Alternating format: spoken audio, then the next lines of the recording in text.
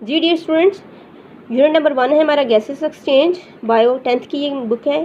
ठीक है, human body के अंदर जो गैसेस एक्सचेंज के लिए हमने पढ़ा था कि रेस्पिरेटरी प्रॉपर एक सिस्टम होता है, रेस्पिरेटरी सिस्टम जिसको हम बोलते हैं। उसके दो पार्ट्स उसको डिवाइड किया गया था, एक एयर पैसेज वे थे और दूसरे हमारे पास क्या था, लंग्स था। ठीक है, लंग्स के बारे में भी हम पढ़ चुके हैं वो कैसे होते हैं, और एयर के बारे में भी हम पढ़ चुके हैं जो वो कैसे होते हैं। ठीक है, अब हम जो है वो मैकेनिज़्म हम देखते हैं कि ब्रीथिंग जो है उसका प्रॉपर मैकेनिज़्म कैसे होता है, कैसे सांस जो होती है वो अंदर लेके जाई जाती है, और फिर कैसे जो है वो एयर जो है वो अंदर लेके जाते हैं हम, और उसमें से ऑक्सीजन को निकाल लिया जाता है, और फिर कैसे कार्बन डाइऑक्साइड जो हमारी बॉडी से बाहर निकाली जाती है। ठीक है, the physical movement associated with the gaseous exchange are called breathing. यहाँ पे ब्रीथिंग की आपको एक प्रॉपर डेफिनेशन दी गई है। एक फिजिकल प्रोसेस होता है, ये मूवमेंट होती है फिजिकली, ठीक है, लंग्स की जो ब्रीथिंग जो सिस्टम होता है। ठीक है, दो फेजेस होती हैं ब्रीथिंग के अंदर, एक होती है इनहेलेशन, ठीक है, जिसको हम इंस्पायरेशन भी कहते हैं, और दूसरी होती है एक्सहेलेशन जिसको हम एक्सपायरेशन भी कहते हैं। तो सबसे पहले हम फर्स्ट जो है इनहेलेशन देख लेते हैं कि इनहेलेशन का प्रोसेस कैसे होता है। ठीक है, उसको हम इंस्पायरेशन भी बोलते हैं, इनहेलेशन फर्स्ट स्टेप है। ड्यूरिंग इंस्पायरेशन जब हम सांस अंदर लेके जा रहे होते हैं, the ribs muscles contract and जो हमारे रिब मसल्स होते हैं वो कॉन्ट्रैक्ट करते हैं। ठीक है, रिब मसल्स हमने देखे थे जिनको हम इंटरकॉस्टल मसल्स भी बोलते हैं। वो रिब मसल्स जो होते हैं वो क्या करते हैं, कॉन्ट्रैक्ट करते हैं, और रिब्स जो होती हैं वो रेज्ड होती हैं। ठीक है, रेज्ड जब होंगी ऊपर की तरफ, जब चेस्ट जो है वो आपकी रेज्ड होगी, रिब्स मसल्स रेज्ड होंगे, रिब्स आपकी रेज्ड होगी, तो क्या होगा कि जो आपके लंग्स हैं उनको एक प्रॉपर स्पेस मिल जाएगी एक्सपेंड होने के लिए। वो आपके लंग्स के अंदर जो ही हवा अंदर जाएगी तो आपके जो लंग्स हैं वो बड़े होना शुरू हो जाते हैं। लंग्स के अंदर एयर जो है वो जब बढ़ती है, जैसे गुब्बारे के अंदर एयर बढ़ती है, तो वो स्पेस जो है वो उसको ज़्यादा चाहिए होती है। तो रिब्स आपकी रेज जब करेंगी तो आपकी बॉडी के अंदर, आपके लंग्स के अंदर हवा जो है वो भरेगी और उसे एक स्पेस मिलेगी ताकि वो अच्छे से फील हो सके। एट द सेम टाइम उसी टाइम के ऊपर क्या होता है, डोम शेप जो डायफ्राम होता है वो कॉन्ट्रैक्ट करता है। वो जब कॉन्ट्रैक्ट करेगा, वो भी कॉन्ट्रैक्ट कर गया और आपकी रिब्स जो है वो भी रेज्ड हो गई, तो उससे क्या होता है कि आपके जो लंग्स होते हैं उनको एक स्पेस मिल जाती है ताकि वो फूल सकें। ठीक है, these movements increase the area of the thoracic cavity, का एरिया का इंक्रीज हो जाएगा, which reduces the pressure on lungs, lungs के ऊपर प्रेशर कम पड़ेगा, जिसकी वजह से as a result the lungs expand यानी वो फूल जाएंगे, and the air pressure with in them also decreases, उनके अंदर एयर प्रेशर जो है वो भी डिक्रीज़ हो जाएगा, और ज़्यादा से ज़्यादा एयर बाहर से जो है वो उन लंग्स के अंदर एंटर होना शुरू हो जाएगी। The air from outside rushes into the lungs, यानी बाहर से एयर जो है वो आपके लंग्स के अंदर फिल होना शुरू हो जाती है। To equalise the pressure on both side, ताकि दोनों जो लंग्स हैं उनके अंदर जो प्रेशर जो है वो जो डिक्रीज़ हुआ है उस प्रेशर को इक्वलाइज करने के लिए एयर जितनी भी लंग्स ले सकता है वो एयर जो है वो बाहर से ली जाती है, ताकि दोनों साइड्स का जो एयर प्रेशर डिक्रीज़ हुआ था उसको फिलअप किया जा सके। ठीक है, अब जो ही एयर क्या हो गई है, अंदर एंटर हो गई है, उसमें दो चीज़ें हुई, एक तो आपकी रिब्स जो है उन्होंने रेज्ड किया, दूसरी जो आपका डायाफ्राम था नीचे डोम शेप जो स्ट्रक्चर होती है उससे क्या किया उसने, यहाँ पे स्ट्रक्चरली भी इसको दिखाया गया है। ठीक है, इनहेलेशन का स्टेप ये है।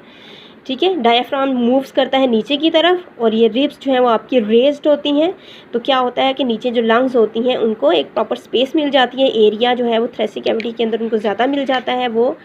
ठीक है, और उसके अंदर जो होता है वो भी प्रेशर कम होता है, तो एयर जो होती है वो एंटर होती है हमारे लंग्स के अंदर।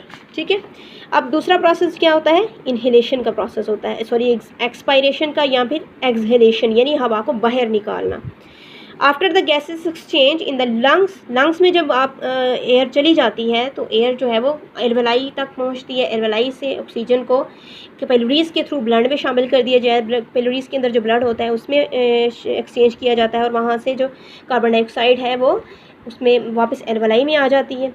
ठीक है, यानी प्रॉपर एयर जो है वो गैसेस का एक्सचेंज होता है वहाँ पे एल्वेलाई के अंदर, क्योंकि एल्वेलाई जो होती हैं वो सैक लाइक स्ट्रक्चर्स होती हैं। जो ही एयर इसके अंदर एंटर होगी तो जो इसके ऊपर कैपिलरीज का एक जाल बना हुआ होता है उसके अंदर क्या होता है, ब्लड होता है।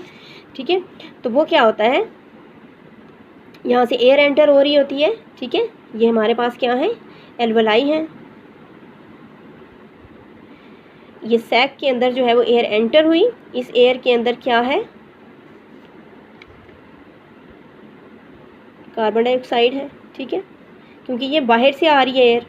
अब जो ब्लड के अंदर क्या है, ऑक्सीजन जो होगी उसको, या एयर के सॉरी इसके अंदर क्या है, ऑक्सीजन है, ठीक है।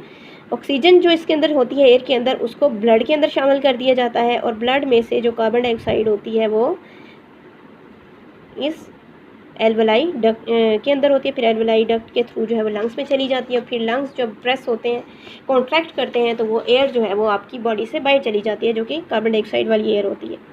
After the gases exchange in the lungs, the impure air is expelled out in exhalation. The ribs muscles relax, bringing the ribs back to the original position। जो रेस्ड हुई थी रिब्स वो वापस अपनी ओरिजिनल पोजीशन पे आ जाती हैं, ठीक है। जो डोम शेप जो स्ट्रक्चर डायाफ्राम था वो भी कॉन्ट्रैक्ट हुआ होता है उस टाइम पे, ठीक है, तो वो भी रिलैक्स करता है। जब वो रिलैक्स करता है तो वो अपनी जो एरिया है उसे इंक्रीज़ कर देता है, जिसकी वजह से लंग्स के ऊपर प्रेशर पड़ता है। उधर से जो रिब्स होती हैं वो भी अपनी रेज्ड हुई होती हैं, वो भी अपनी ओरिजिनल पोजीशन पे आती हैं। उससे क्या होता है कि फिर लंग्स के ऊपर प्रेशर पड़ता है। जब लंग्स के ऊपर प्रेशर पड़ेगा तो लंग्स जो है वो प्रेस होगा, कॉन्ट्रैक्ट होगा, तो उसके अंदर जो एयर होगी वो बाहर जो है वो एक्सहेल कर दी जाएगी, ठीक है। Human breath 16 to 20 times per minute जो है वो नॉर्मल जो एक होती है रेस्ट पोजीशन पे, जब सांस हम ले रहे होते हैं तो हम तकरीबन 16 to 20 टाइम्स जो है वो 1 मिनट के अंदर सांस लेते हैं।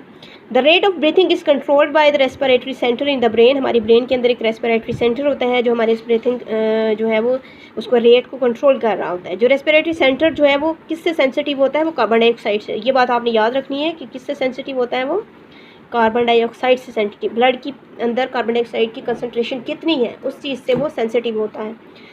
व्हेन वी डू एक्सरसाइज, जब हम कर रहे होते हैं, हार्ड जॉब कर रहे होते हैं, तो हमारे मसल्स जो हैं वो उनके अंदर सेलुलर रेस्पिरेशन का प्रोसेस जो है वो इंक्रीज़ हो जाता है, वो ज़्यादा ऑक्सीजन इस्तेमाल कर रहे होते हैं, ठीक है, जिसकी वजह से प्रोडक्शन कार्बन डाइऑक्साइड की प्रोडक्शन भी ज़्यादा हो रही होती है, ज़्यादा ऑक्सीजन इस्तेमाल हो गई, ठीक है, ग्लूकोज की ब्रेकडाउन ज़्यादा होगी, उसमें ऑक्सीजन ज़्यादा इस्तेमाल होगी, तो उस प्रोसेस के दौरान, रेस्पिरेशन के प्रोसेस के दौरान उतनी ही कार्बन डाइऑक्साइड ज़्यादा प्रोड्यूस होगी। अब कार्बन डाइऑक्साइड अगर हमारी बॉडी के अंदर क्या है, ज़्यादा हो गई है, तो हमारा ब्रेन जो सेंस कर रहा है ब्लड के अंदर कार्बन डाइऑक्साइड की कंसनट्रेशन को जो है, तो ब्रेन हमारा जो है वो लंग्स को सिग्नल्स, जो लंग्स के जितने मसल्स जो इन्वॉल्व होते हैं इसके अंदर, ठीक है, रिब्स इन्वॉल्व होती हैं, डायफ्राम इन्वॉल्व होता है, उन सबको जो है इंस्ट्रक्शन दी जाती है, कुछ ज़्यादा तेज़ी के साथ रेस्पिरेशन जो है या ब्रीथिंग का प्रोसेस जो है उसको इंक्रीज़ कर देते हैं। The respiratory centre send message through the ribs muscles, ठीक है, और डायफ्राम जो होता है वो क्या हो जाता है, इंक्रीज़ हो जाता है, और इसकी वजह से रेट ऑफ ब्रीथिंग जो है वो भी एक्सरसाइज के दौरान में वो इंक्रीज़ हो जाती है, ताकि जितनी भी एक्सेस कार्बन डाइऑक्साइड बन रही है उसको हम तेज़ी के साथ बॉडी से बाहर जो है वो निकाल सकें। अगर ये प्रोसेस हम ब्रीथिंग का प्रोसेस अगर साथ साथ इंक्रीज़ हो जाता है, इसके साथ साथ जो है वो हमारे जो सेल्स होते हैं वो एनाएरोबिकली भी रेस्पायर करना शुरू कर देते हैं, ठीक है। Present blood can be removed out the body during exercise और other hard physical work. The breathing rate जो है वो इंक्रीज़ हो जाता है, वो 30 से 40 टाइम्स पर मिनट। आम नॉर्मल रूटीन में वो 16 to 20 टाइम्स पर मिनट होता है, लेकिन जब हम एक्सरसाइज कर रहे होते हैं तो वो डबल हो जाता है, वो 30 to 40 टाइम्स पे चला जाता है। तो एक्सरसाइज जब हम कर रहे होते हैं तो हमारा ब्रीथिंग रेट जो होता है वो भी डबल हो जाता है, ठीक है। तो इस तरह जो है वो हम इंस्पिरेशन का प्रोसेस, इनहेलेशन का प्रोसेस, यानी सांस को हम सब सांस लेते हैं, हवा अंदर लेके जाते हैं, एक्सहेलेशन जब हम जो है वो उसे बॉडी से बाहर रिमूव किया जाता है। तो ये हमारे पास दो मैकेनिज़्म होते हैं ब्रीथिंग के, ठीक है।